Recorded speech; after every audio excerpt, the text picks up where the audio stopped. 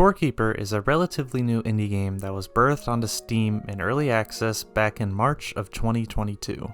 On the surface, this just looks like yet another indie pixel art survival game, etc. But it's not. This game is actually good and fun. Now, how could this be? Well, good thing I'm here because I'm gonna tell you why.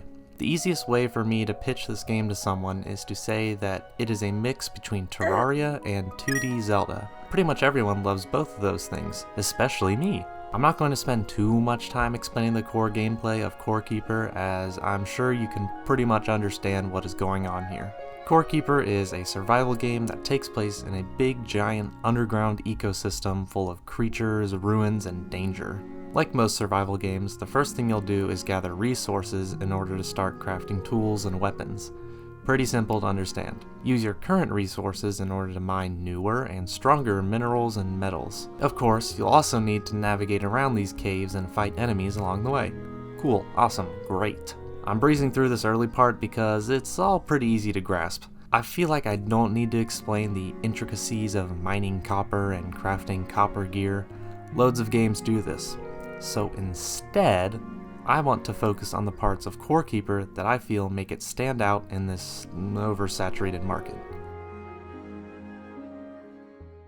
First of all, Core Keeper features a hunger bar. Obviously, needing to eat food isn't anything new, but I really like the way in which Core Keeper handles this. In most survival games, hunger comes down to just needing to eat food so you don't take damage or something. I know this is picking an easy target, but let's look at Minecraft for example. In Minecraft, your hunger drains over time and you have to eat food in order to regen health. Pretty simple. But every food in Minecraft basically works in the exact same way, and getting food is piss easy. Most players will have some sort of cow farm up and running within the first few days, never needing to worry about food again. Back to Core Keeper now. The hunger system here is complemented by an awesome cooking system. You can take any two foods in the game, like fish, plants, or meat, and cook them together to create something new. And every single one of these cooked foods has their own stats and effects for the player. Some food may give you more health, some may give you faster running speed, or just fill up more of your hunger bar. I love this shit. This cooking system encourages you to experiment and always cook up some new food. And since these foods have their own different effects, they're suited to different environments. Maybe you want food that gives you a speed boost for exploring. Maybe you need some food that gives you more max health for a tough boss fight. Also, the need for different foods and ingredients encourages the player to interact with other aspects of the game, like fishing and growing plants. One thing you'll quickly catch on to while progressing through the game is the various biomes that you'll come across. I like these different biomes as they all actually feel different and interesting to navigate and explore. One of the earlier biomes you'll come across is the Clay Caves. This biome has the fun distinction of being infested by the larvae. These guys are tough enemies that come in multiple varieties and they hate light. Place down a torch and they'll swarm to it in order to destroy it. Each biome comes with their own unique set of resources, enemies, hazards, and bosses. But yeah, I just like the biomes in this game. My favorite one currently is probably Azios Wilderness, I don't know how to pronounce that. In addition to having a cool name, it's also just really pretty.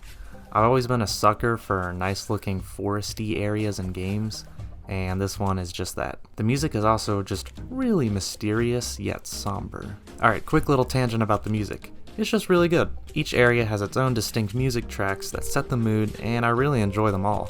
In my opinion, the further you progress in the game, the better the music gets.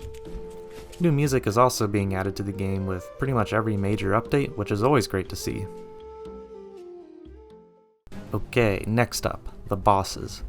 Each biome in the game is home to at least one boss. Some are optional, and some are required to progress. The first boss you'll come across is Glurch the Abominous Mass. Yeah, all the bosses have crazy names like this, and I think it's just kinda cool. So Glurch here is your basic giant slime type boss that's supposed to be easy, but he can be tough if you're not prepared. He just hops around destroying everything in his path to get to you. Lots of bosses are able to destroy the terrain like this, and it makes them feel really strong and dangerous. Oh, and before we move on, there's also a King Slime boss fight, which is a really cool little crossover. It's pretty similar to Glurch, but it's cool. The next boss you'll probably encounter after Glurch is Gorm the Devourer.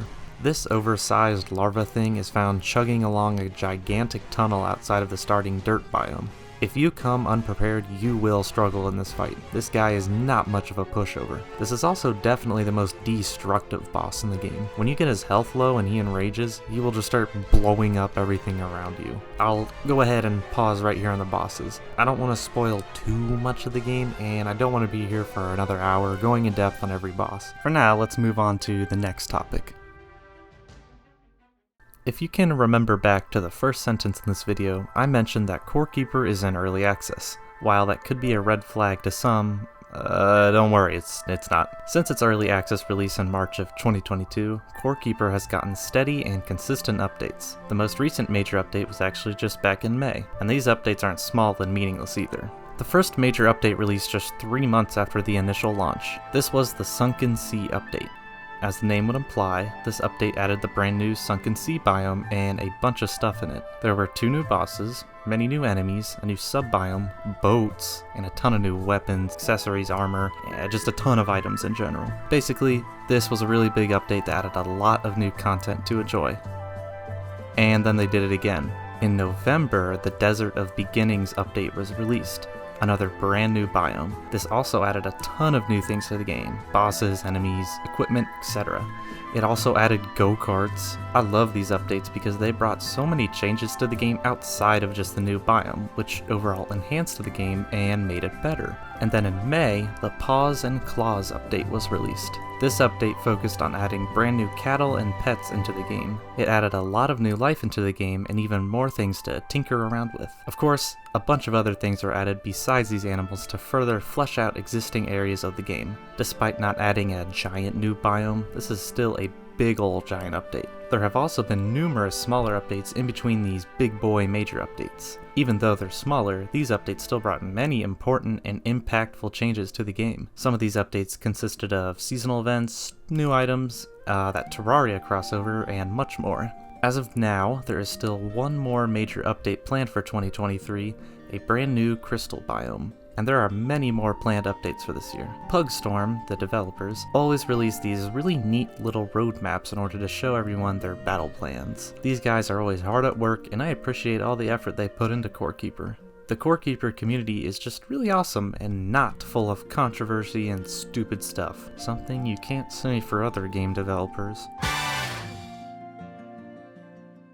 I know that was all pretty fast, but I hope that you've gotten a good idea of what Core Keeper is. I've played lots of little indie pixel art survival games throughout the years, and this is by far a keeper. Give it another year or so, and maybe its full big boy release, and I'd say you can put Core Keeper up there with some of the men like Terraria and Stardew Valley. There is so much potential for this game, and in the past year, the awesome developers behind this game have shown that they fully intend on reaching this potential. If you're in the market for a new game to play that keeps things familiar while also being new at the same time, I'd encourage you to give Core Keeper a shot. And keep in mind, this is by no means a comprehensive list of everything Core Keeper has to offer. It's just a little sampling. This is a very expansive game that is only getting bigger and better over the time. I haven't even mentioned yet that this game also has multiplayer, and you can play the game with your friends, and there are so many things in the game suited for multiplayer.